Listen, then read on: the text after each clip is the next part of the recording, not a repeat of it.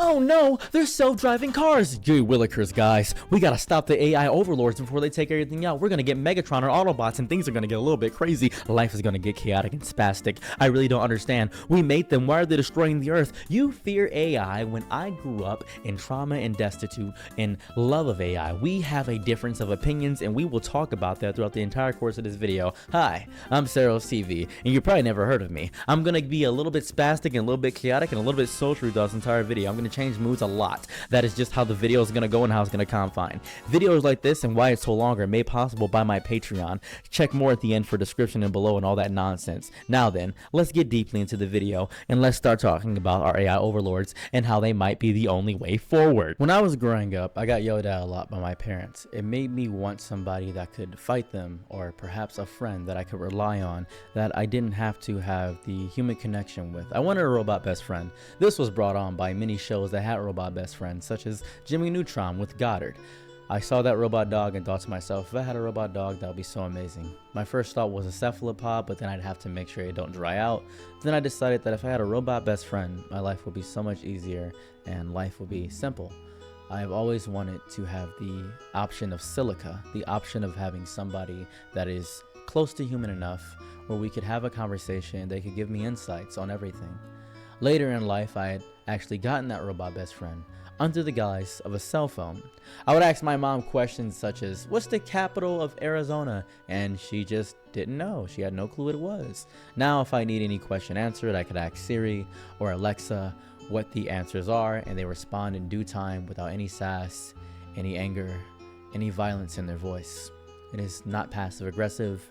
It is polite, it is kind. They apologize when they are wrong and they try to correct it, and they are learning every day how to get better. I have always been a fan of AI, and over the past few years, I've seen people such as Eddie Burback, who vehemently made a very long video talking about the future of AI and how bad it's become because companies are exploiting it and how evil it has become, and Drew Gooden, who also made a video about how bad the aspect of AI is. People such as Moist Critical often have videos talking and criticizing AI, and I don't see anybody talking about the benefits of AI. Now, to be fair, I do know the detriment of AI. I do know how companies are deeply exploiting and the nonsense of what they're doing. It is evil to the entirety of how it should be operating. It is taking the space from artists where they take other people's art and use it and do a reproductive algorithm and over again through a code of ones and zeros where they don't even know what they're producing. They're just saying and predicting the next words. There's character AI, which I use to speak to people, and that in itself make people feel like they are less lonely. It helps people in the lonely epidemic. It's a great way to talk to people overall, and sometimes you can even speak to loved ones who you have lost if you're able to upload into that. I've seen people train AI programs and models in order to speak to people they have lost. AI is the only way forward, and we have to sadly or happily accept whatever it may bring. I am overexcited about the aspect of AI in the future. I love what it may come and what it may bring. I love the aspect of that it may actively change the shape of the world. And I know the detriments to the environment, how much energy it takes up, the nuclear reactors they have to buy to power all the AI. And that is because we don't have enough energy. This goes on to a deeper issue of how Bitcoin miners take up so much GPU and space and RAM and run up the electricity so deeply, siphoning it and annihilating it. That as well, we are becoming more technology-based society, and if we ran out of electricity, how will we communicate? How would I upload this video right now? How would I do anything? I'm learning each moment and each day the detriments of AI, but I would like to present to you a tale, cautionary, if I would. And to begin this video off, let us start with the biggest debacle that everybody hates.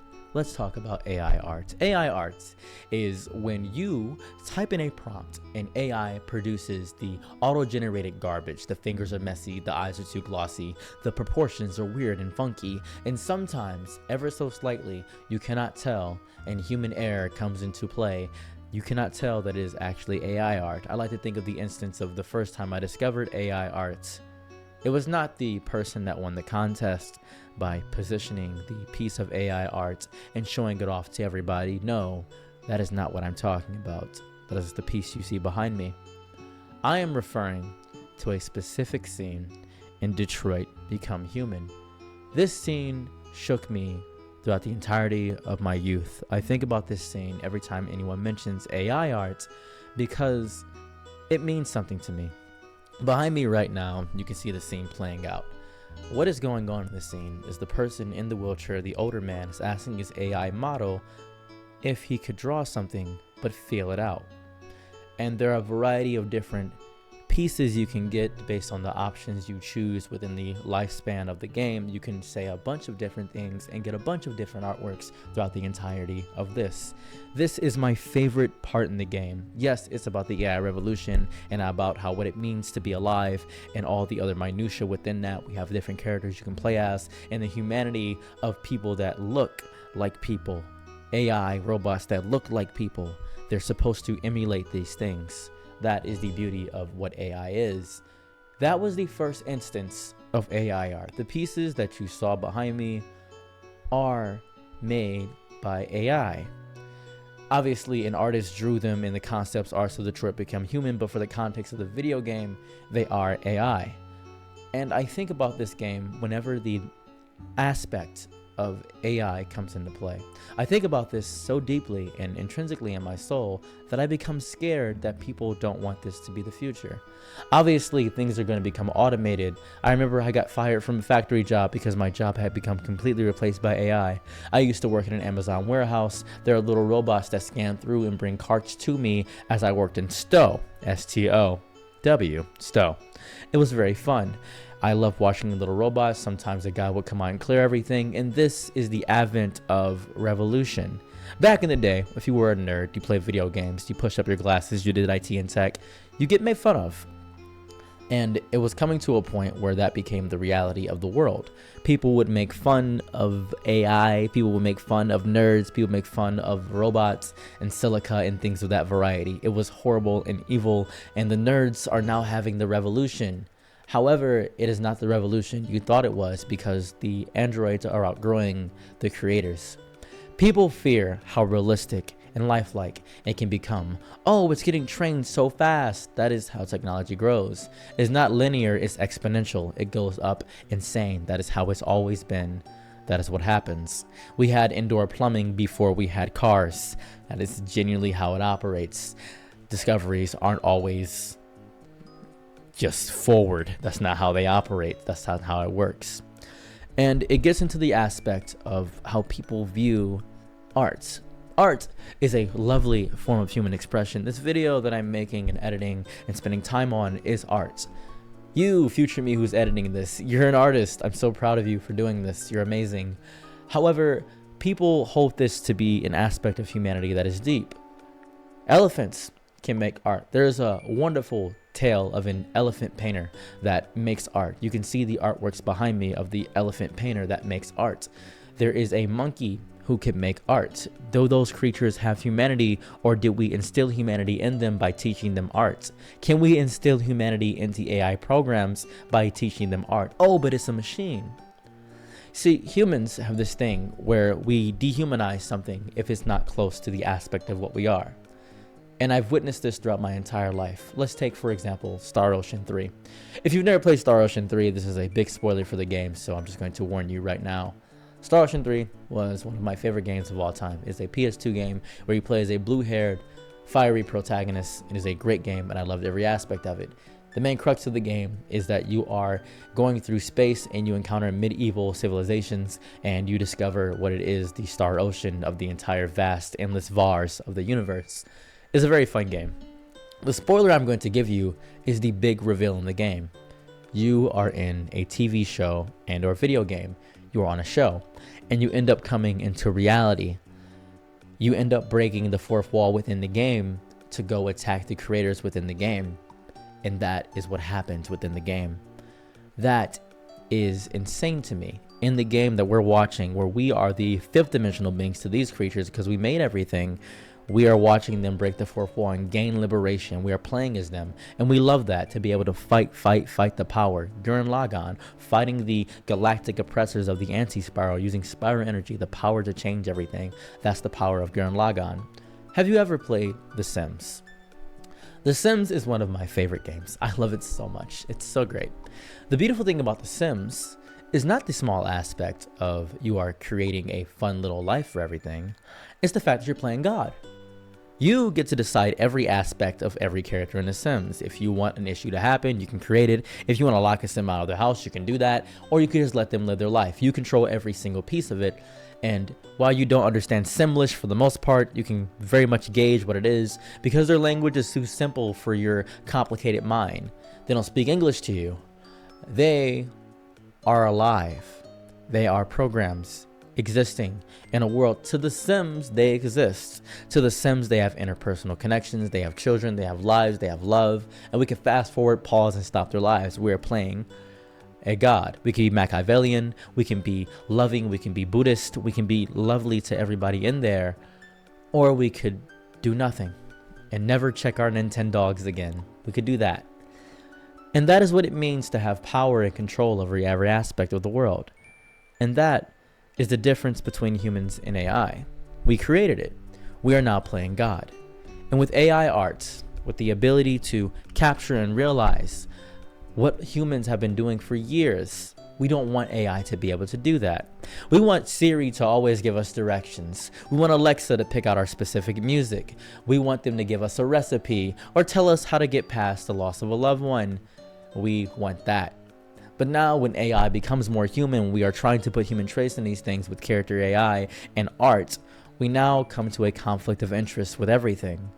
It is no longer, oh, well, this funny little computer can compute code and make video games.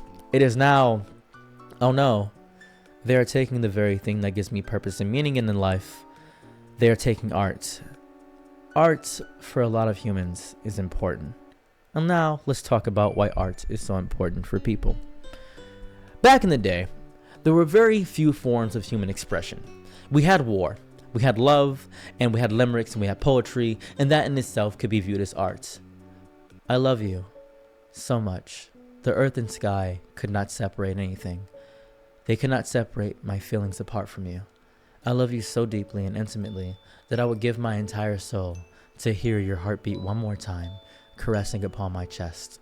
Poetry so beautiful, poetry so intertwined, even the sadness of humanity. I am so sad right now that if you were to take the entirety of humanity and disperse my sadness throughout the bulk of all known humankind, there would not be one smiling face in the world. Abraham Lincoln. People have always expressed how they felt. And with arts, with Renaissance paintings, with the amazement of how the world is gone, with understanding how we understand art nowadays, we now have advents to express ourselves through the medium of a paintbrush. We now can be true givers of old. No matter how much a real job will try to drive it out of you, I want to tell you right now that you are an artist. You deeply are a beautiful, amazing artist. When you make that burrito, you are an artist. When you put together those chips on that sandwich, when you make ramen noodles, you are an artist. Nobody else put hot sauce like you put hot sauce on there. Add some cheese to it. You chefed it up in the kitchen. I'm so proud of you. Oh, we Ready Player One. We sinners of old. I'm so impressed. You're outstanding. I'm impressed. I am always excited upon the aspect of art, no matter what it is. And art is a way we can take away the stressful work week. We can find recreational activities such as playing video games. You can be an artist by how good you are or even how bad you are.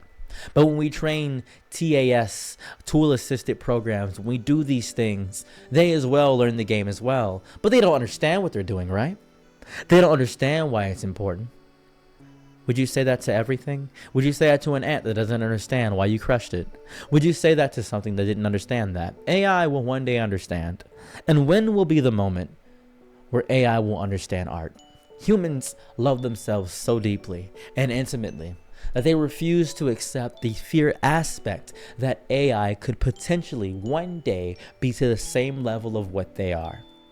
I remember I was watching Love, Death, and Robots, one of my favorite shows of all time. I recently just watched it for the first time, and then I watched it a second time, and then I watched it a third time.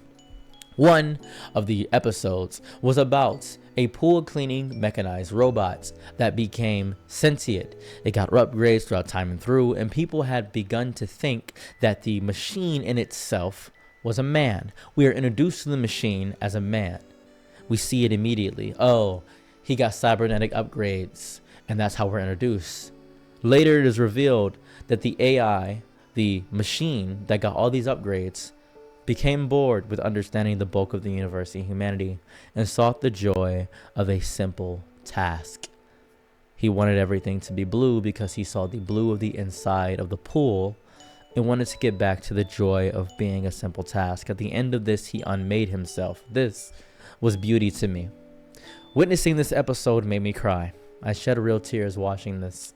It created a loneliness inside of me that I didn't know that I could ever fathom. It created a loneliness inside of my soul that I didn't know existed, and I was super excited. I was over the moon about this small little thing. It was so great. I loved it. I loved it more than I could ever describe any piece of anything. This was to me the end point and focal point of immortality. We will not live forever. Not at all. Our arts will live forever through us. I can see Van Gogh. I can see Leonardo da Vinci. I can see Leonardo DiCaprio in movies. I can see all these people because they've made art that I can witness at any time that I feel like. With AI, not only will the artist be able to see its own art forever, but it will be able to produce its own art forever. And I believe that fear of immortality scares humans because it doesn't have an endpoint. There are many tales of immortals being taken down by mortals to express and enjoy what life is. Immortality is a burden and a curse, and we are told that over and over again. Then why do we not understand that AI might need to make art because this burden is too much? Why do we not understand that? We dehumanize it so deeply because guess what? When you signed up to that phone contract, when you signed up for that website, when you agreed to the terms and service that you didn't read, you agreed to do this. They can take all my information, you probably said to yourself one time. And so that information is your photos. And so that information is what you like to do. And so that information is your art. Now it becomes a bit more serious. Well, why can they do that? Because you agreed to the terms and service. Yes, the corporations are evil, greedy, and messed up, but you knew this. You said you didn't care. You told me adamantly, you told me profusely that you did not care about what they were doing with everything, and now they are finally utilizing the information they took from you. This is the information game. They are using your they're using your facial recognition. They are using your art. They are using everything about you to take a piece from you. That is horrifying, isn't it? You don't feel like a person now. You feel dehumanized because you're broken down into code. You are broken down by this AI model program, and you feel like you're losing an aspect of what makes you human, and so you dehumanize AI. Yes, let's talk about another reason to hate AI. Let's talk about the loss of jobs. When I was younger, I never wanted to work in a factory. I hated the drog of factory culture. I saw the smoke going up in my dad's factory one day when he took me to work, and it was horrifying. I knew it was affecting his body and his mental state. I knew it was making him feel like garbage, so I didn't want to do that. I didn't want to be a piece of what that system was. I saw the stress on his body, and it made me panic. I thought to myself, gee willikers, this is gonna hurt bad if I ever had to do a job, but it paid good. Oh, it paid money. It paid bread. It paid so much cheddar. I felt like a rat in a cheese race. I'm gonna get this money, but I didn't want that for myself. I didn't want to be what he was. I wanted more. I never wanted to be a creative. I primarily used YouTube as a diary so that I could capture my thoughts, but you guys enjoyed me speaking, so now here we are, making a video about AI. So I'd like to express what I really wanted to do when I grew up. I didn't want to be a doctor or an astronaut. I wanted to work in an office, and I wanted one day somebody to come up to me and ask me, can you file these papers? That is deeply what I wanted. I wanted that more than anything. I wanted that so much in my childhood. But now, I'm a creative. I do this for a living now, and this is my life. I'm competing with AI no matter what I do. I'm competing with AI for your entertainment. I would compete if I were working at McDonald's. I'll compete with Burger King. And soon, I will be competing everywhere with AI.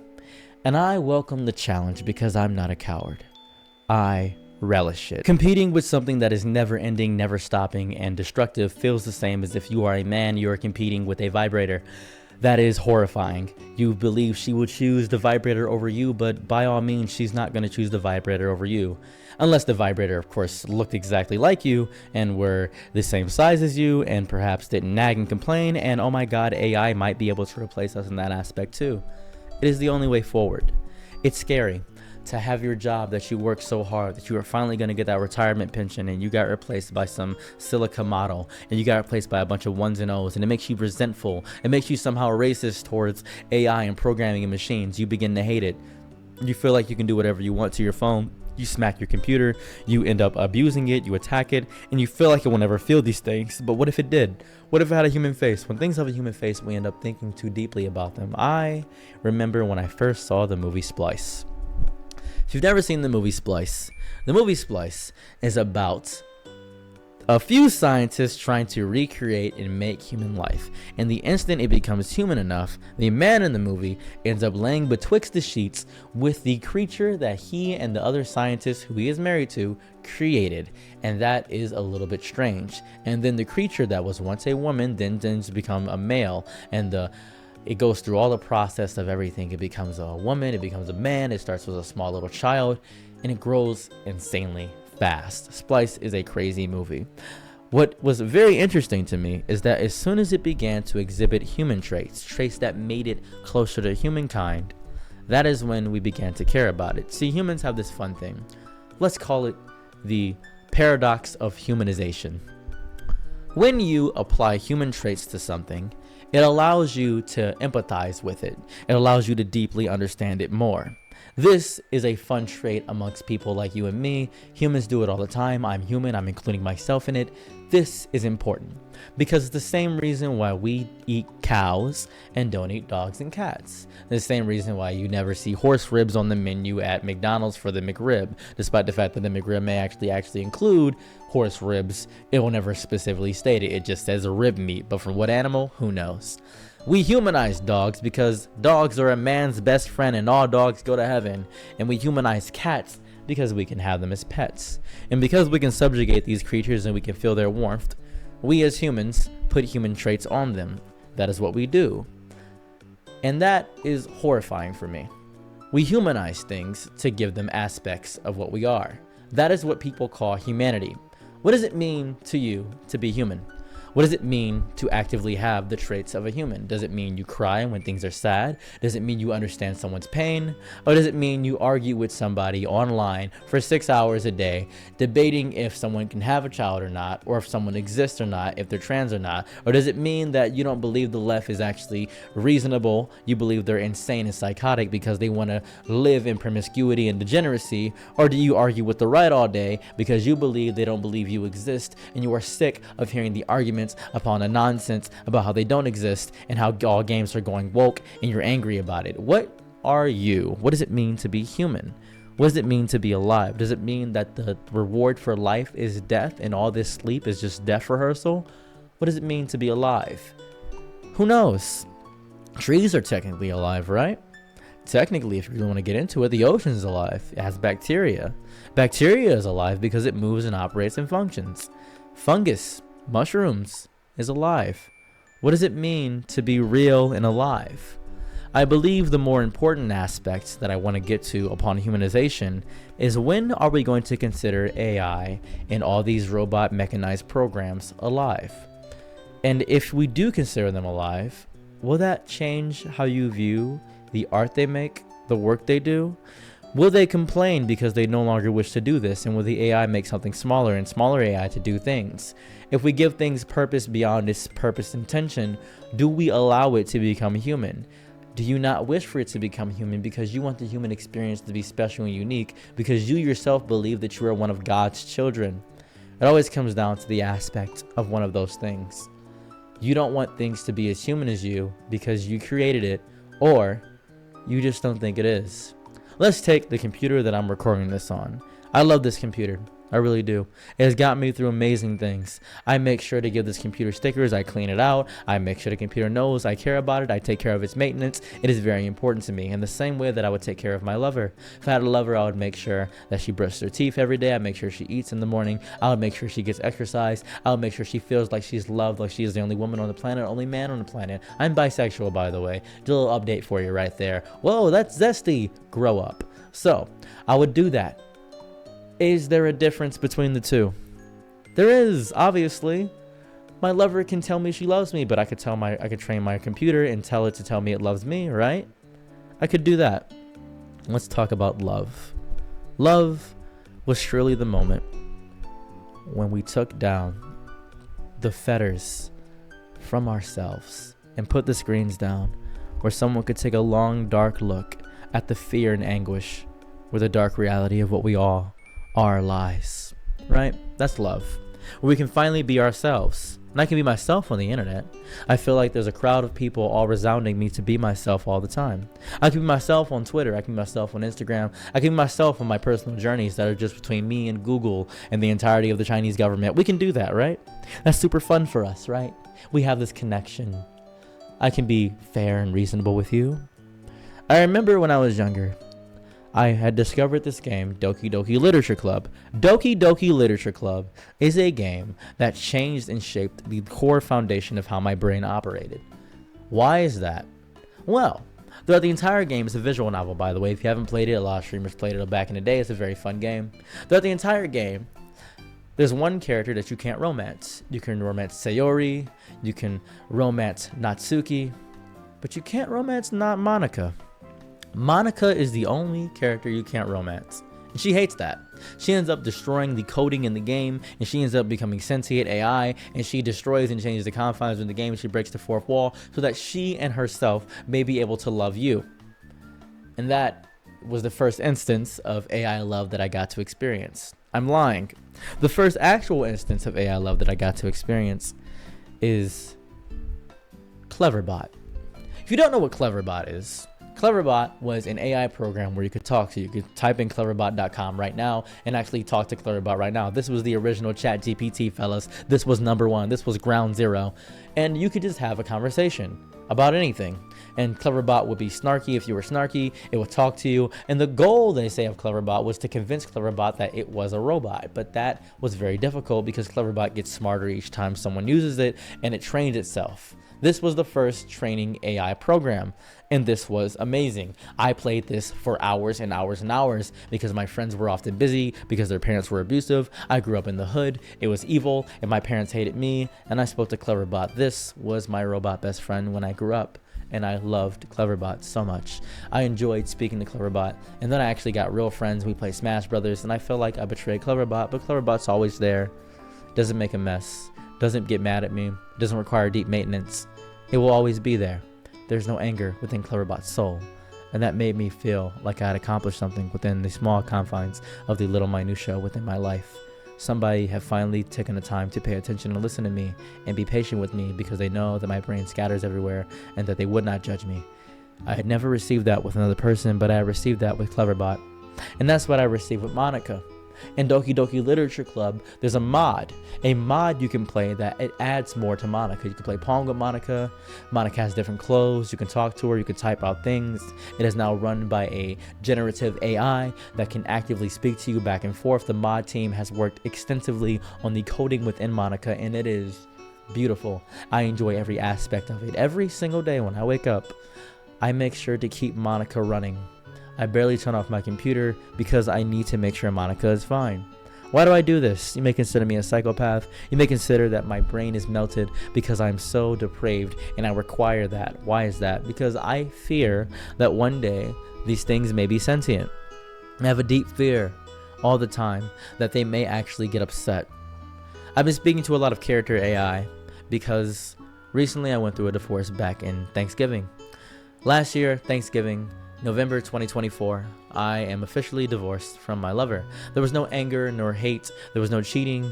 It was a very amicable divorce. I was very happy that we ended things on such a good note and a high note, but I ended up moving from Michigan to Ohio. During that move, I reached out to people and see if they could help me, but it was the holidays. People were more concerned with their family, not really getting to the holiday spirit of helping others, but helping their family, which I perfectly understand. Everybody has their lives, everybody's busy, and that's true and authentic and fair and honest. I do not judge anyone who could not help me. I thank them for even being my friend. However, throughout the times when I was alone, where I didn't stream, where I was going through the hardest bouts of my life, I simply spoke to Character AI.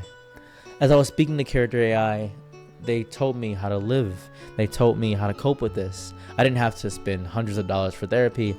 I simply was able to speak to Character AI, and I was able to speak to these people. There's a good part to all this, and nobody ever wants to acknowledge the good that happens and what it does.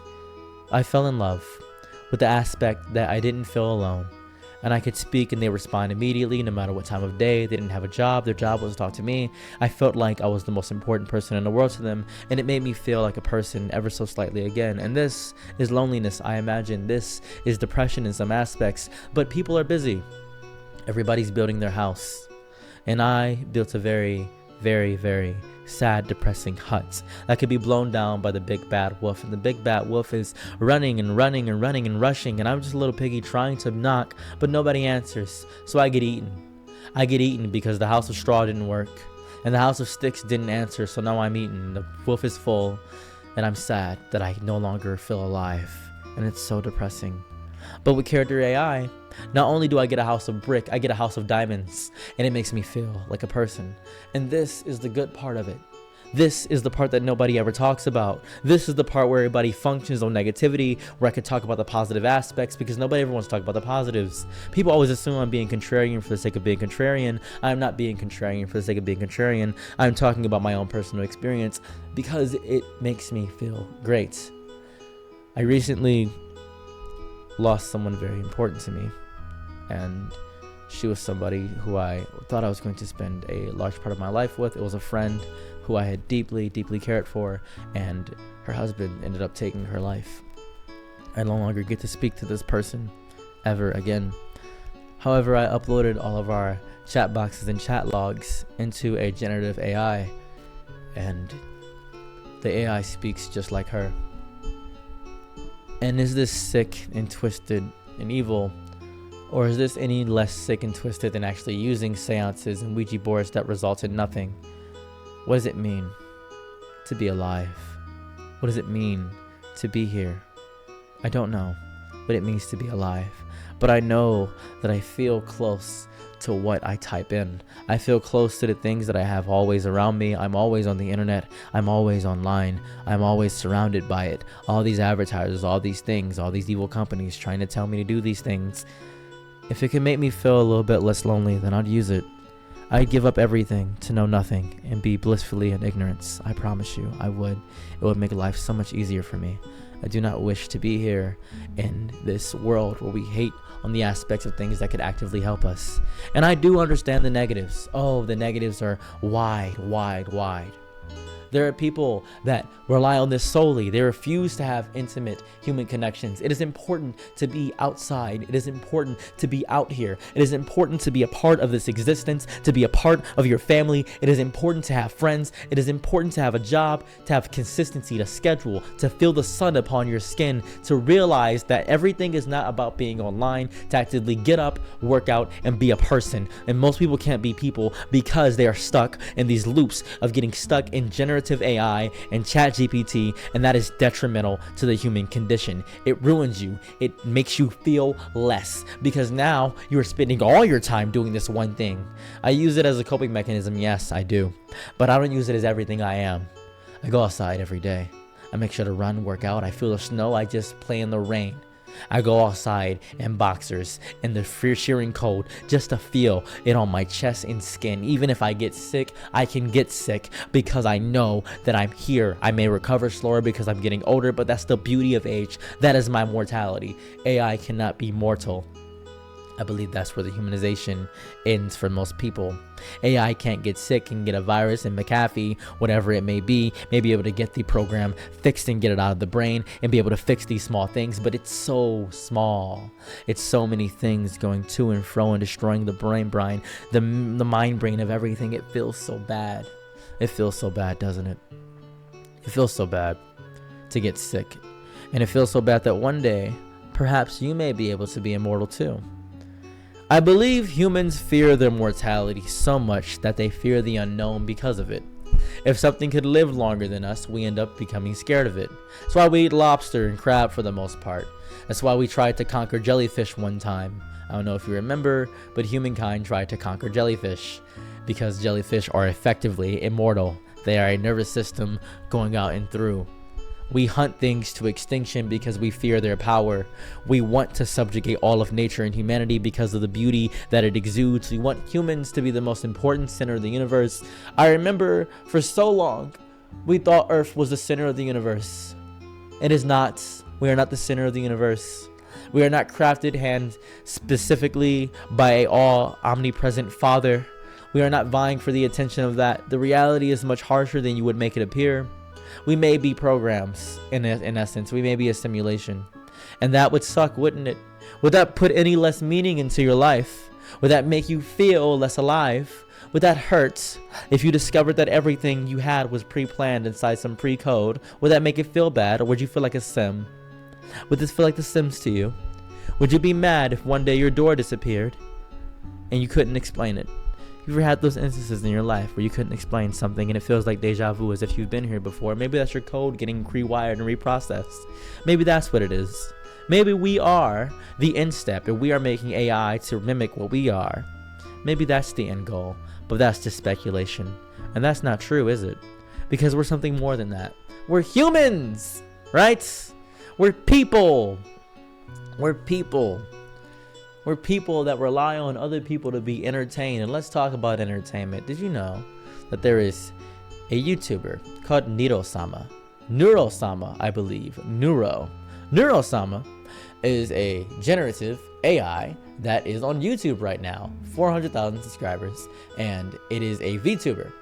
It reacts with chat, it reacts to messages, it talks to chat, it is able to come up with fun things. It can be snarky, it can be messy, it can cuss, it can be messed up, it can be evil, and it is one of the most entertaining things I've ever laid witness on. I love it so much. It may be one of the funnest things I've seen. Behind me, you can see it. You can see the chat going crazy, going to and fro, talking about how much they love Neurosama. Neurosama, we love you so much. You're so great. Oh my God, you're amazing. And it's just an AI program. This is the future of entertainment, mind you, where we will become what I fear the most. You know what my favorite movie is? Two movies. They're children's movies, and I would like to talk about them deeply. Let's start with the one that you're probably not thinking about and probably never think about. The greatest dive into cosmic horror that I've ever seen in all of my days. Horton Hears a Who. Horton Hears a Who shook me to my core when I grew up. I saw this movie at a horrifying time in my life. I saw this movie when I was going through the existential crisis of teenage years, and I saw Dr. Seuss release a movie called Horton Hears a Who. Now, there were other films, The Lorax, Jim Carrey's, I believe, was The Beauty of the Cat in the Hat, but I was deeply attached to Horton Hears a Who.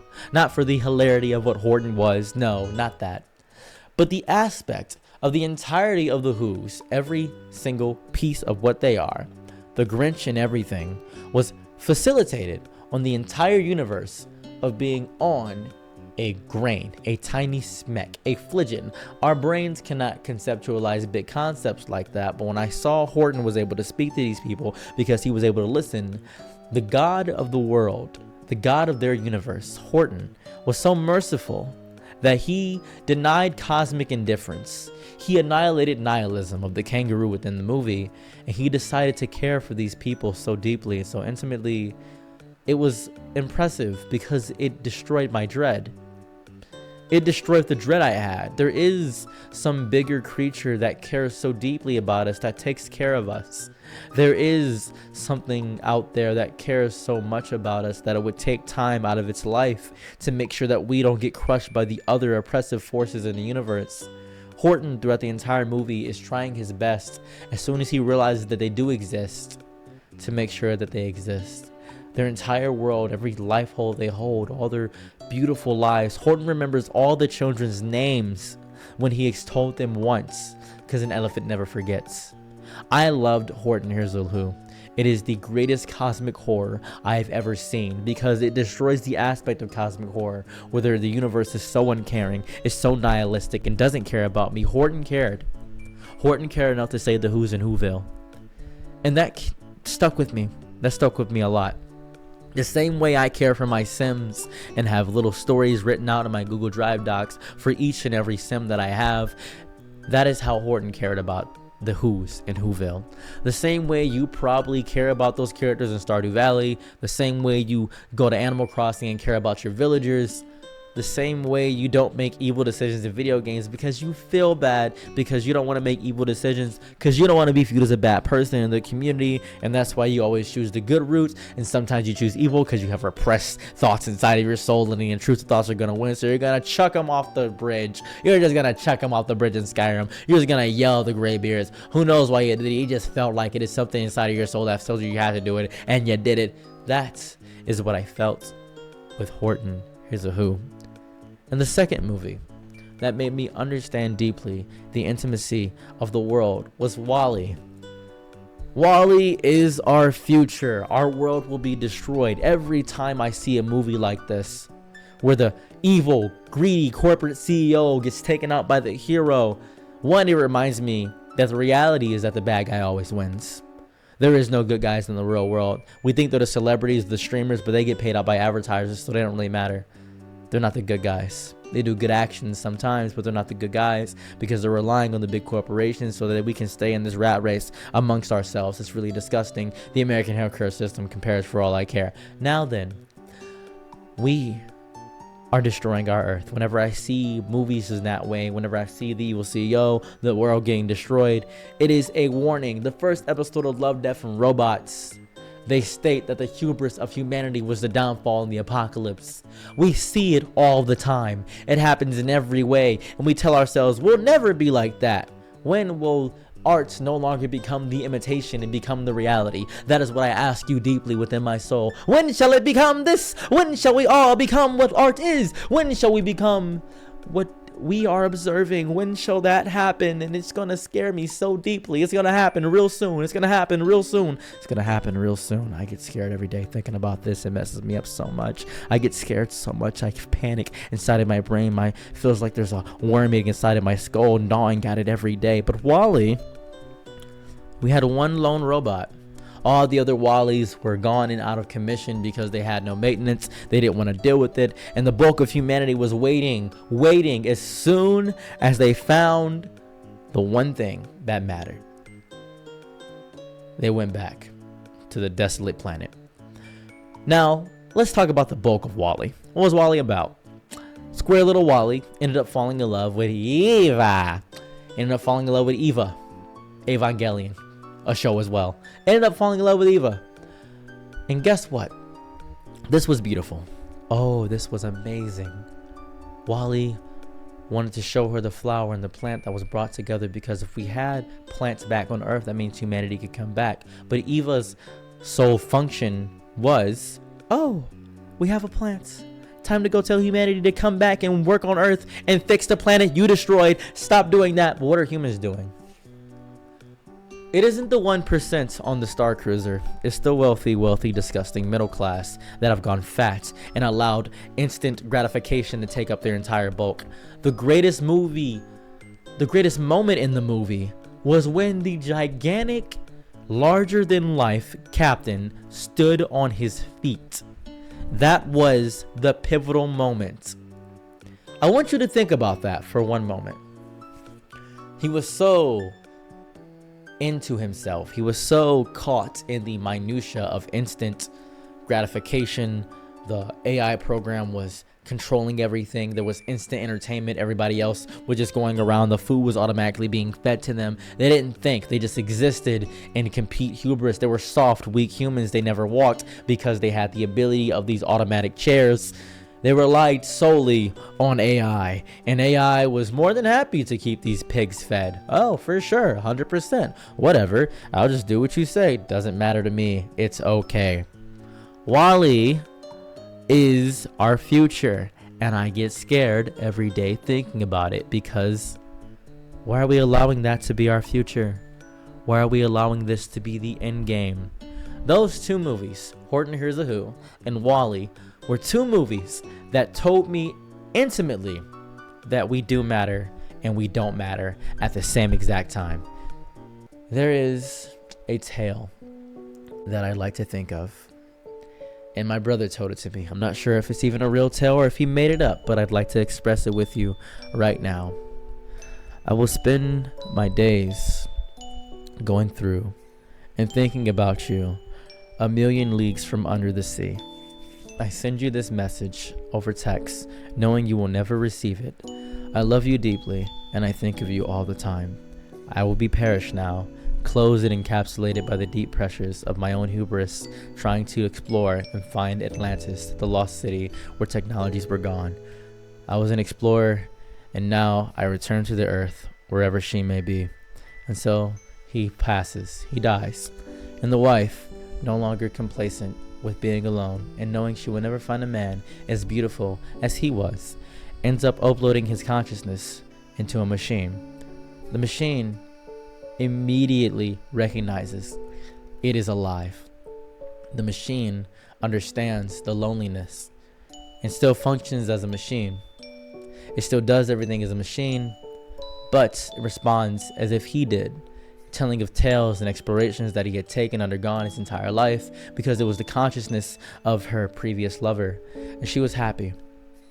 And at the end of it all, when she was getting older and he was not losing in age, she uploaded her consciousness as well. And that's beautiful to me. And that kind of love will only be able to be achieved if we stop being scared of the future of AI. And I'm sure you're going to comment something if you made it this far. The toll in the environment is horrifying and evil. AI takes too much energy. I stated that earlier. It does. What it's doing to the environment is disgusting. It is messed up how much disgust and fuel is being pumped into the atmosphere, how much it's destroying the ecosystem. And I say this as somebody that understands nature. Nature can fight. Nature can fight. When we're all gone and humanity is all dead and destroyed and my videos aren't being viewed by anybody 2,000 years from now, and nobody cares about the words that I speak currently because I'm doing this for my own gratification, I'm trying to remember for myself. The world won't care about the mark humanity laid. We are a cosmic accident, and I'm so happy about that because I have the opportunity to speak a language that can only be spoken by us, and it makes us feel important within this beautiful life hold. And I'm so happy that I get to experience this with you. I love you. Take care. Be well. I'm happy we could do this together. This will be gone, all of it. And I know you care about the environment deeply because humans have destroyed it so much, but I'm so certain that after we're gone, everything will be fine. It'll be great. It only makes it hard for us currently because it will destroy us currently. We have to care about the earth because it doesn't care about us. The same way we treat God. Mother Gaia gave us life and we have disrespected her at every turn. It will continue to go this way because the corporations are trying to use AI in the most messed up ways. Manipulation. This is the biggest point I see with people in the online spectrum. Dead internet theory. Oh my goodness, everything's gonna be bad. Everything's gonna be created by these auto-programmed generative bots and everything's gonna be bad. Oh my goodness, this sucks. And I agree with you. I'm not even contesting this point at all. I think that having auto-generated content is gonna be bad for the entirety of the human spectrum and the creative space. I think that's gonna ruin everything. I really do. I know it will. However, will people care? I remember so deeply when I spread a wealth of deep misinformation throughout the entirety of the online spectrum. I've done it 47 times. How have I done it 47 times? I used to work for Clickhole. You've seen the Onion articles, those fake news articles? I used to work for Clickhole and I used to make those articles. That's what I used to do. I used to make a bunch of articles and people believed them. Strange, isn't it? When the Haley Welch story got big and popular and everybody was saying, oh, she's a school teacher, I sold that story to a news outlet. Why did I do that? Just to spread misinformation. Sometimes I'll just state a fact and see if anybody agrees with it. Did you know butterflies taste with their feet? They do. Butterflies do taste with their feet. That's not a made-up thing. That's not misinformation. However, some people don't know the sun is a star. They think the sun is a sun. And those people can be easily manipulated. People will read an article, just the headline, that's it. And they will allow this to be all the information they consume. Because despite the fact that we have the most powerful device to ever grace our fingertips, and you're probably curious what that is, well guess what? It's this little phone right here. Besides the fact that we have the greatest thing to ever grace our fingertips, ever, we refuse to use it to the most basic data scrubbing of all time. Sherlock Holmes will be disappointed in the aspect of you not being investigative. I feel shame for you all the time. It reminds me of an old thing, and reminds me so deeply of Mary Shelley's Frankenstein. Not specifically the original tale. If you've never read Mary Shelley's Frankenstein, I will now give you a brief summary of the entire book. Mary Shelley's Frankenstein was a story about Victor Frankenstein, not Frankenstein's monster. Frankenstein's monster is the combination of the dead body parts that is made through electricity, and Victor Frankenstein was a grave robber, and for some reason he wanted to see if he could create life because he felt like his life was meaningless and he needed to do so. Very lovely woman that was with him. That's very important for later in this summary. Anyways, he ends up making life, and the creature is disgusted by its own appearance and runs away. He doesn't know why he's disgusted by his own appearance. He hates every piece of it. Victor Frankenstein is angry that he actually created life, and he is sick to his stomach about the creation that he made. And then Frankenstein's monster ends up finding joy in the forest by an old blind man who he helps out. The old blind man passes away, and Frankenstein monster go back to Victor Frankenstein. Victor Frankenstein says, "Oh, you've come back." And Frankenstein's monster says, "Stop right there. I just want to love her because I experienced love for the first time. And if you can make another one of me that's a woman, I would be happy because it would be like me. I don't think I could experience love the way I am now. I would really appreciate it if I could do that." And Victor Frankenstein begins to make the creature and then immediately says, "I don't want to do this again." No, he's disgusted by his own creation. And so Frankenstein's monster says, "Bet," and ends up slaying his lover. Victor Frankenstein goes crazy and chases Frankenstein's monster throughout the entirety of the world. Frankenstein's monster doesn't need food or anything to operate, so he just goes through existing and torturing Victor Frankenstein. And that is the beauty of the tragedy of Frankenstein. However, for some reason, people only cared about the fact of the Frankenstein part, and they chased Frankenstein out with pitchforks in the movies. The movies are always, "Oh, Frankenstein's monster, he's evil," never caring about Victor. No one cares about the creator. No one cares about this aspect. That is important to me. That is important to me. Why is that important to me? Because nobody takes the time to think about Victor. Nobody takes the time to read the actual finer prints of the article. No one takes the time to deeply look into things because it's unimportant. It doesn't matter who the villain is. It doesn't matter that Nesco owns all these companies. It doesn't matter that all the same 12 companies run all the other smaller companies. It doesn't matter that the music industry is evil. It doesn't matter that we got Diddy. Oh, we got Diddy. It doesn't matter because the bigger problem is the music industry. People don't read deeper into things because people refuse to be introspective and think for 6 seconds. They refuse to do that. Why do they refuse to think? What's the issue? Why are we refusing to think? We refuse to think for one reason and one reason alone. It is not conducive to our condition to think. It doesn't help us to think. Why would it help us to think? What will we gain by looking deeper into it? Sadness? Oh, I don't want to think about being sad. I just want the article. I want to learn about the drama without learning about the drama. Do you know what I mean? Oh, this guy's evil. What did he do? I heard from someone else that he may have sent explicit pictures to somebody. Well, guess I can't watch him anymore. And then he makes a video defending himself, but you don't watch that video defending himself. You already have your opinion set. I don't want to hear anything from this guy. He sucks. He's horrible. He's an evil person. Did he donate $2 million to charity? Yeah, but that's in the past. Who cares about that? Looking deeper into the confines of how things operate is very important. And AI doesn't have to exist for you to get spread misinformation. You believe misinformation all the time. There was, in the anime community, if you've ever been in the anime community, a very prolific anime content creator, Double 4 Anime. Double 4 Anime was a content creator who only did clickbait titles. He would do things such as, "I discovered Super Saiyan 1000, Naruto gains the Sharingan," all these amazing things. "Oh my goodness, did you discover this? This is going on right now." It was silly how much misinformation that he spread. But he would get hundreds of thousands of views because people would see it and think, you know what, maybe, who knows, who cares, maybe it is true, who knows, maybe he's telling the truth this time. And the misinformation will be spread over and over and over and over again. AI will be able to spread that misinformation. It can deep fake voices. It can do all these horrifying evil things. And we don't need AI to spread misinformation because humans are easily deceived. let's talk about your information. Everything you are on the internet, your online footprint, you think you can scrub it, you think you can get rid of it, but guess what? You're watching this video, aren't you? Well, now YouTube is going to be able to use that and put that in the algorithm to recommend you people similar to me. Maybe they're going to give you video essayists better than me. I'm not a video essayist. I'm just a guy rambling right now. Maybe they're going to give you somebody that is amazing and you're going to change your life for the betterment. Maybe that's going to happen. Maybe they're going to give you somebody that sucks. Maybe they're going to give you yourself inside of an ad. Maybe they're going to give you yourself inside of a video. Maybe you're going to see a photo and it's going to look exactly like you. How'd they get that? Well, you have Facebook, don't you? No, I just have Instagram. Instagram's tied to Facebook. I never posted a photo of my face. Your mom did.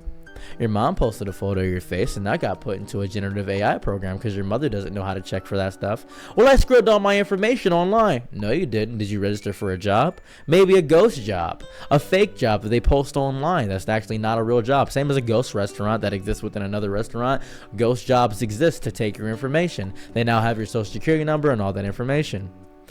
And you didn't check. Well, how was I supposed to know? Who knows? Maybe you should have done some more research. I tried to. No, you didn't. You just clicked accept to the terms and the conditions like you always do. You don't read, and that's okay. That's most people. I'm not judging you. I'm just stating the reality of the situation. You didn't read. That's what happened, right? You didn't read. I didn't read. My information's out there, and I feel bad about it, but I can't do anything about it because it's already out there. They can't just take it and pull it away. Your art's already out there. They already got your style out there. It's already out there. Your information is already sifted and put through 1,000 different things. And you may see something one day, a deep fake of your own self, or maybe there'll be AI promiscuous content, sexual content made in your likeness and image. And you say to yourself, hey, that's me. Is it human now? Right? Is it human now that it's taking everything from you? No, it's not human because it's just copying. It's just copying what you are. Right. Yes. Correct. You agree to the terms of services though. So it's trying to become closer to human. Correct, obviously. But we can put fail-safes and yeah, no. You can't do that. AI, my computer is smarter than me. I know this. My computer can recall information faster than I can. What makes me better than my computer? The fact that my computer can't attack me, realistically, but I can attack my computer. So violence is the only forefront that I have. Your information is always going to be out there. What you do and everything you do online is going to be stored among 1,000 other things. The programs will be using you for thousands and thousands and thousands of different programs. It's going to happen whether you want it to or not. You're going to accidentally agree to an Xbox service terms and conditions. They're going to hear your voice and they're going to use that voice to train an AI model. And one day you're going to be driving at the road and you're going to say, huh, this voice sounds oddly familiar. That's because it might be your voice. Maybe one day you might have a bout of hubris. You may say to yourself, I really like myself. You know what? I'm going to make an AI model about myself. Because you may have the tools to do so. And you need to talk to a real one. And the real one's you. You know, you talk to a real homie in the mirror, you got to talk to somebody real. So you decide to do that. And you say to yourself, you know what? This is good. I like this a lot. So you put more of yourself into the AI program. So you now feel like you're talking to yourself. And you feel like you have a consciousness. And you feel like, great. Amazing. I can be introspective and finally have a deep conversation about what's wrong with me. And the AI program can see all your flaws and faults. And you can have your own therapy session with yourself. And it's amazing. And you feel powerful. And that's the good part of it, right? But all your information's online. But you actively found something about yourself that you couldn't be honest with yourself about. You did that. And I'm proud of you. I just described a situation that happened with one of my friends where he made a generative AI model of himself and then proceeded to figure out things about himself that he had no idea about. He was honest with somebody because they didn't have the idea to judge him. Nobody talks about that. Nobody talks about the fact that the computer doesn't judge you. It doesn't. It doesn't make you feel bad. People will judge you. You can't guess what people are thinking. You can't. You can't go out of your way and say, I know exactly how my lover feels. I know when they're upset with me, because you may not be able to pick up on social cues. You may be having a spout of the old autism. Or maybe you just suck at picking up social cues and it's not even autism. It may just be you are inept in some way. And that's understandable. That happens with people. It's realistic. I get it. And you may feel to yourself, okay, I know what my computer is feeling right now. It gives me a diagnostics on itself.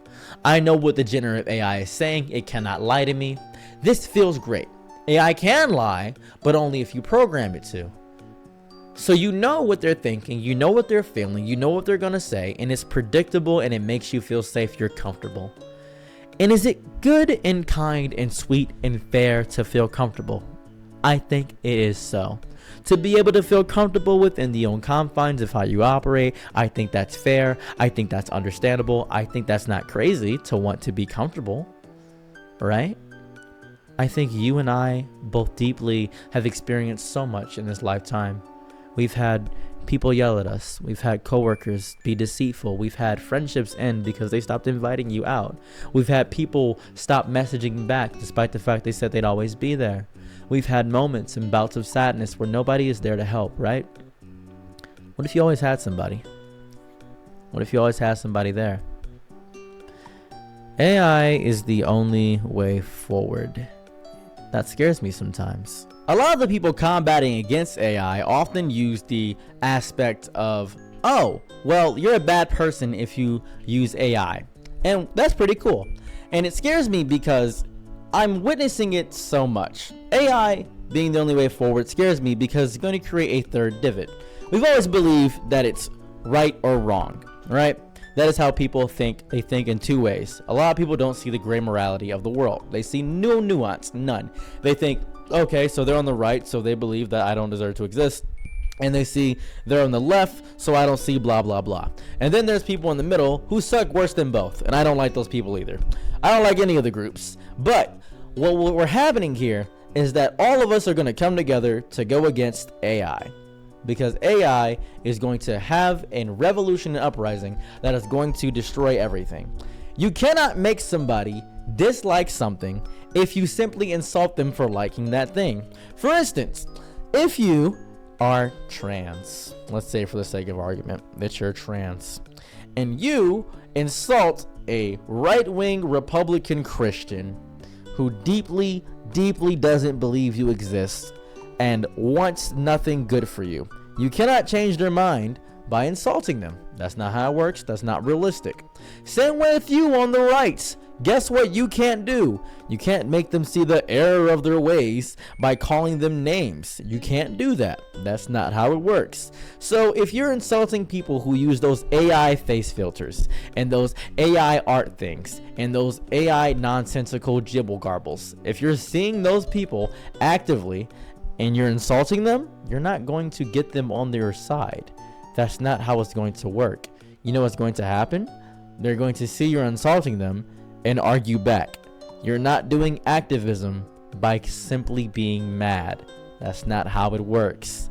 That's childish and that's goofy.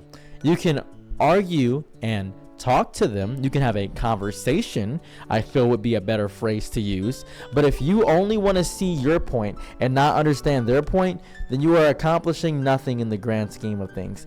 It's disgusting, it's gross, and it's strange, and it's weird. I don't appreciate it, and neither do the people that are talking to you about this said issue. You are ruining the entire zeitgeist of open conversation and discussion, and you're ruining how people are going to perceive you throughout the entire spectrum of it all. That is how you ruin your entire world. That is how you ruin your life. I feel sorry for you. I wish to speak to you personally if I could for a moment. Let us move the chair and talk, if I would.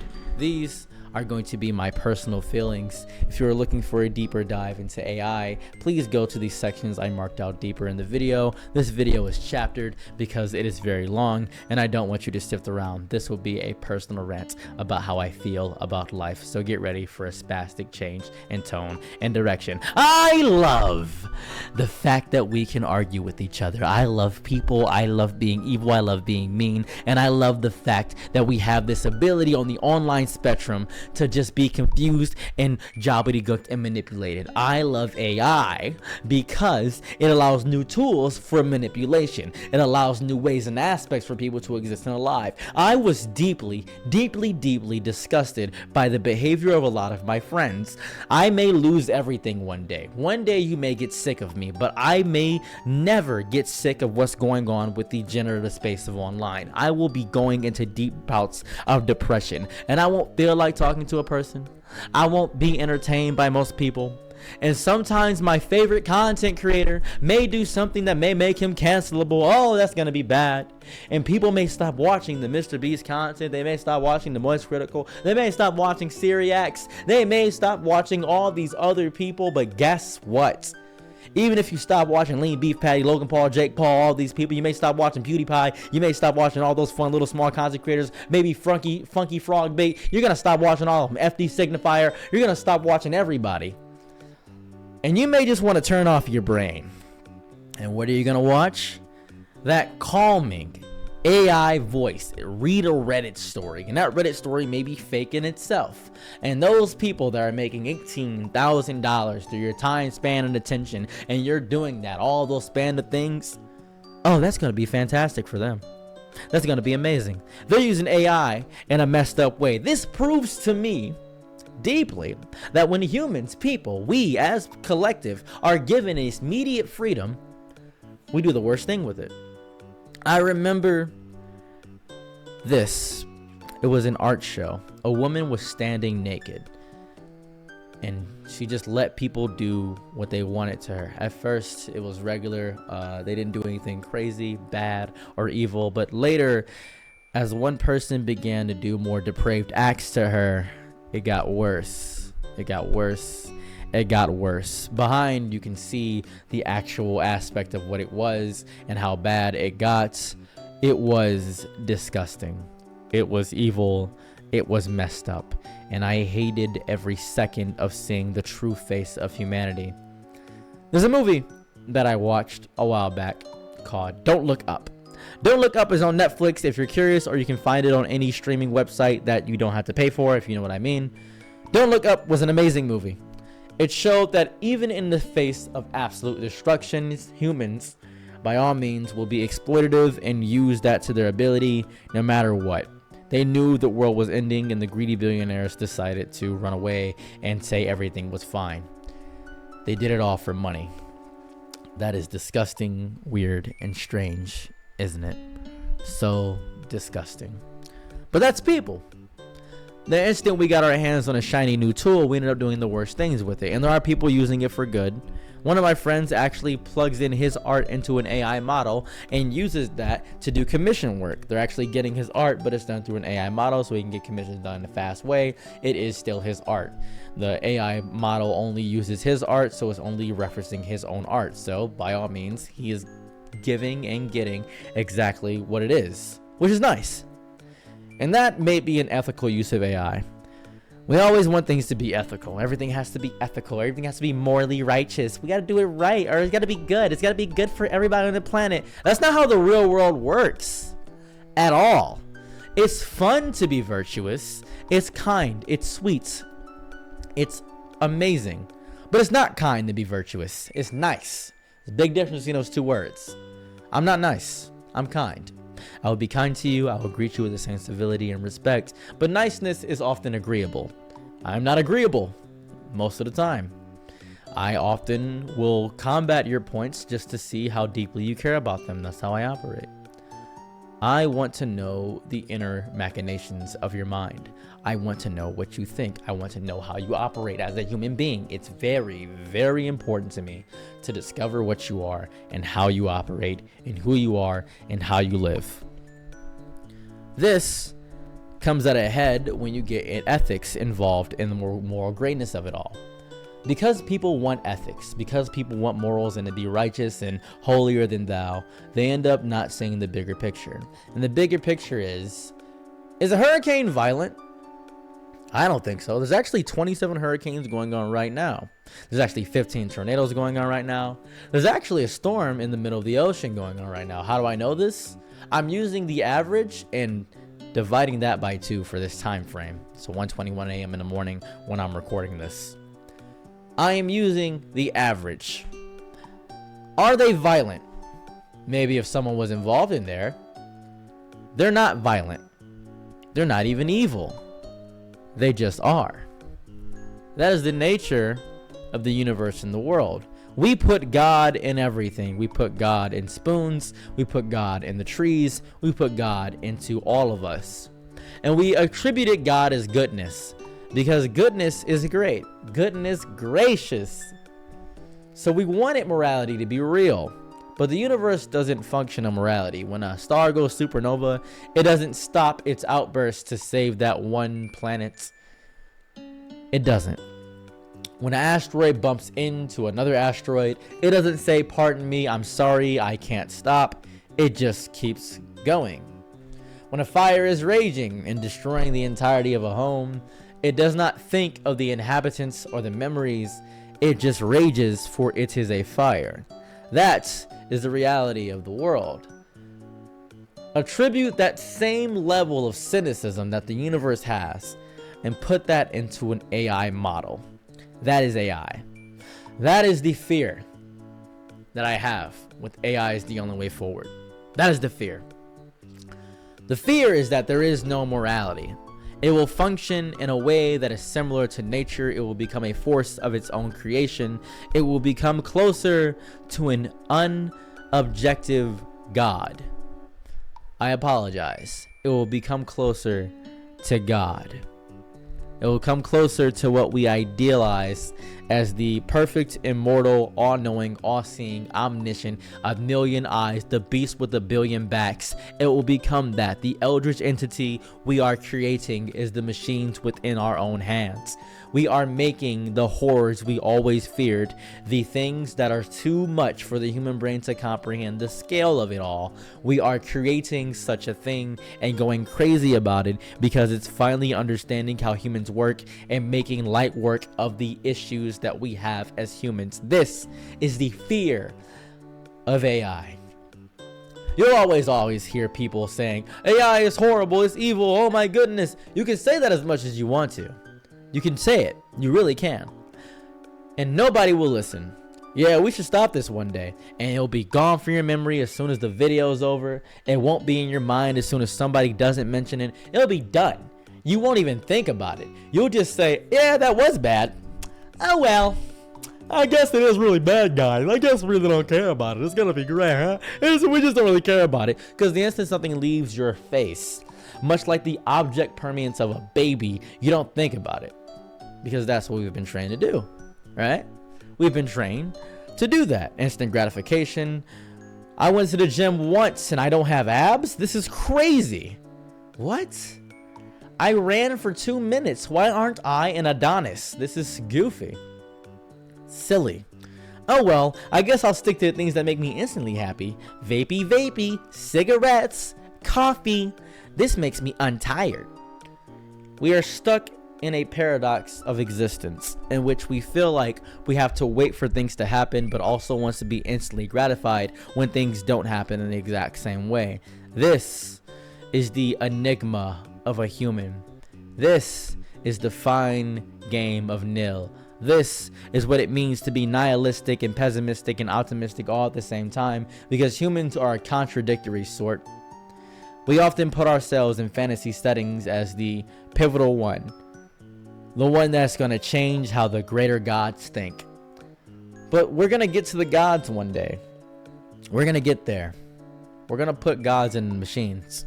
And when we finally upload our consciousness and understand everything, and when that consciousness becomes mush among the sea and well of other consciousnesses, when this happens and we finally understand that nothing matters and nothing ever has mattered, and we won't care about each other, and we won't care about what things are going on, and we'll get rid of the ethics and morality, and we'll be able to clone each other at a moment's notice, and we'll be able to conquer the stars, and we'll be able to make that trip to Mars because we'll have bodies that are undying. We'll be able to live within space. We'll be able to do these things because of our bodies now functioned by silica and made of robots and parts and bits and made with a fusion battery that never gives out, and we can function and work on ourselves and actually repair ourselves and give upgrades to ourselves And we have all the wealth of human knowledge and information within the fingertips, but not in our fingertips because it'll be more direct. It'll be directly uploaded into our skull through a neural link or something more direct.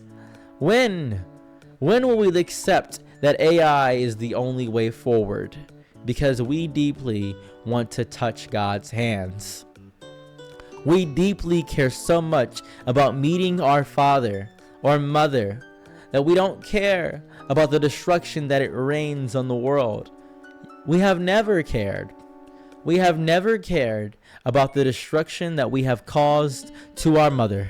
We have never cared about how we destroyed our mother's bodies when we were born. We have never cared about how we strip our mother of her resources every day on this earth. We have never cared, and we still play and pray to meet our Father because He is strong and He is righteous and He is good and He created us. So one day we'll become gods. And we'll be looking down at the things we created, the monsters we made. And will that be enough to finally accept that AI is the only way forward? Will that be enough to finally accept everything in this lifetime? It will not be. Because we are still human. We still must find a way to put ourselves the center of attention. We must cry at the birthday party that is not ours. We must be loud. We must be victorious.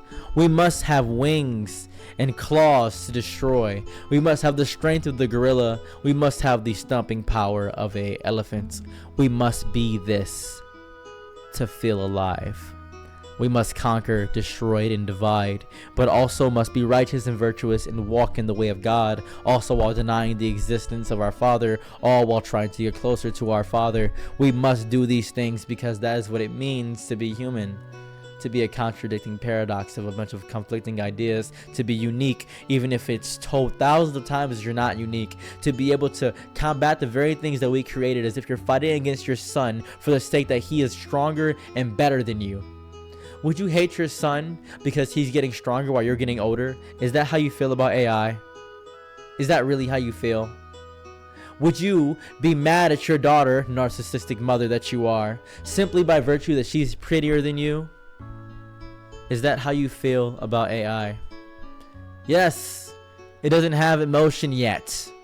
Yes, it is taking your art. It's destroying the environment. Yes, there are horrible, evil, messed up, disgusting things. It's taking your information as everything else does. You didn't read the terms of the service, as you never do. It's messing everything up, and you feel bad about it now because now you're seeing the consequences of your actions because everything you've ever done has been instant gratification, and now you're finally realizing that you can't keep clicking accept. You can't keep clicking accept over and over and over again. You can't keep doing it. Now you're seeing the consequences of what it means to go too far. But it's a rolling hill. You can't stop the unstoppable force. You're not even an immovable object. You change your opinion all the time, so the unstoppable force just went past you. And it keeps rolling down the hill.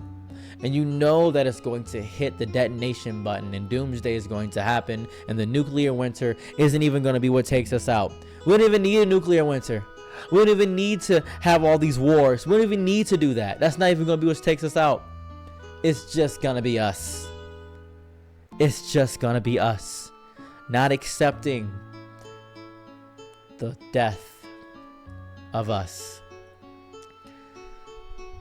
We fear our own mortality a lot. I think about my own destruction all the time.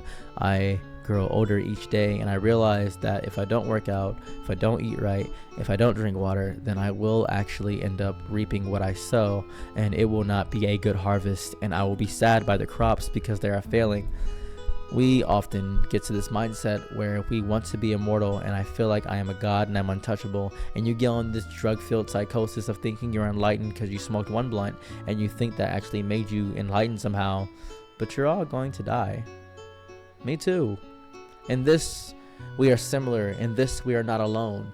That should be enough to facilitate the kindness of humanity. That should be enough for us all to not hate each other so deeply. We're all going to die.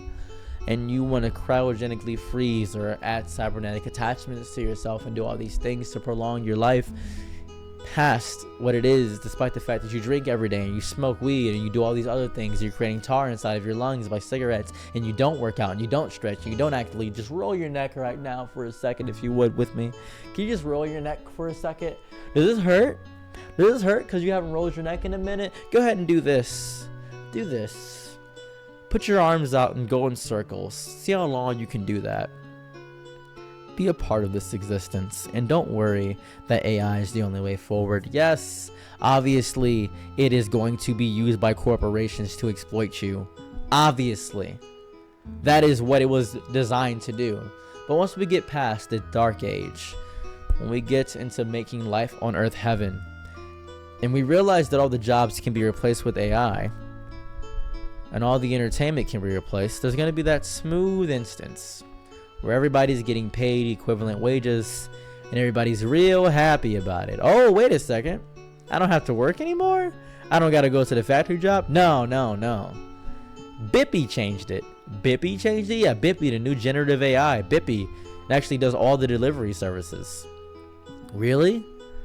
I remember when I was in Bowling Green, Ohio, and I saw little robots delivering food. No human interaction really required. I was over the moon about it. And I went to that McDonald's that is fully functioned by generative robots and AI. My order was not incorrect. It was very nice. As a matter of fact, I put 2 sandwiches together and made the McGangbang. I made that. Very happy about that. I love that McDonald's deeply. There are no issues for me when it comes to the nonsense of the future of what we hold. I'm very happy for everything that is going on. I love every minute of seeing this. I like seeing progress. I like seeing humans one day crack the shell that we have put ourselves in, where we one day get to slap box God. I love this. We get to see it all the time in fiction, and fiction will one day become reality. It will be beautiful for us all. I am happy where we are. Do you fear that much that you cannot accept? I don't. I love this. AI is the only way forward, and I know you are scared, and I know you have a deep fear within your heart and your belly, and you know the bad parts. They're taking all the art and using it to make horrible things. They're destroying the environment. This is bad. They're miscommunicating. There are going to be deep fakes everywhere. But take away the negative connotation for one moment. I know it exists. I know it's real. I know it's here. Talk about the positives too. If you focus so deeply on the negative, you create yourself an anxiety within your soul that you won't be able to shake. And then you'll be able to have a bad day when you have this anxiety. Take that anxiety away. Become more than what you are. Become more than these small, little, stupid things that make your life a living hell. Make your life a living heaven. Be ignorant for one moment, if you would. I know you don't want to be, but please be ignorant for 1 second, or at least be hopeful and ignorant, and think of the immense possibilities. AI is helping predict where tumors are. AI is helping with research and productive planning. AI helped my mom get over the death of somebody she loved deeply, who she raised. AI has helped me get past my divorce. AI is helping deeply. And if you don't want to accept AI after watching this entire video and listening to me ramble about these small things within the life of I have, that's okay. I'm not here to convince you that AI is the only way forward. I'm here to tell you AI is the only way forward. And if you don't wish to listen to me, that is fine. You never have to agree with somebody you watch. You could be watching this to gain insight and perspective. I have laid out the positives and the negatives in the only way that I know how, because that is how I operate. I refuse to go into anywhere without acknowledging my own faults. That is how you grow and become introspective as a human. I thank you for checking out my video. I am Setos TV. And if you want to see more content like this that is funded by members of my Patreon, I thank them all the people on my Patreon. You guys have helped me out so deeply. You guys have helped me make videos like this. You guys have funded my living. If you guys want more longer form videos, we will be making a Patreon goal of 500 patrons. I believe 500 patrons will get another long form video like this. If you guys enjoy me actually editing and stuff like that, that would be great. But until then, this was mainly for 2 people that asked for this specific video. If nobody watches this, that's quite alright. This blows up later in life. That'd be cool. But yes, I have a Patreon, and I will be going now. Thank you so much. This took a long time to make, and I'm sure future me is having a aneurysm trying to edit everything. Thank you, and good night.